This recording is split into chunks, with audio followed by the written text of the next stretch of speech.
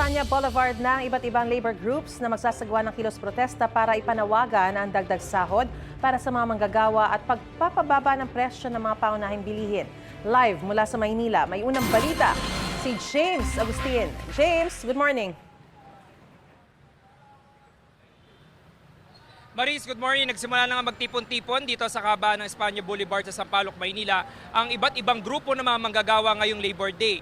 Pinangungunahan po ito ng grupong Kilosang Mayo 1 o KMU. Nandito rin ang iba pang grupo gaya ng Piston. Dala-dali lang mga karatula na may panawagan na pagpapataas sa sahod ng mga manggagawa at pagpapababa sa presyo ng mga pangunahing bilihin.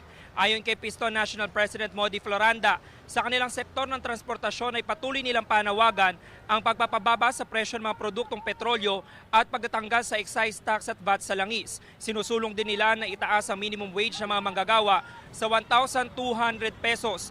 Halagang nakabubuhay anya para sa mga mamayang Pilipino. Yung araw ay pandaigdigang araw ng mga manggagawa. Ang una, ang panawagan ng manggagawa sa public transport ay yung pagbasura dito sa Old Regulation Law, yung pagtanggal sa excise tax at VAT sa langis, at yung kagyat na pag-rollback sa halagang 55 pesos sa presyo ng diesel at 57 naman sa presyo ng gasolina. At kakibat din yan, yung ating panawagan na nakabubuhay na sahod, yung dagdag sahod ng ating mga manggagawa na 1,200 pesos sa buong bansa.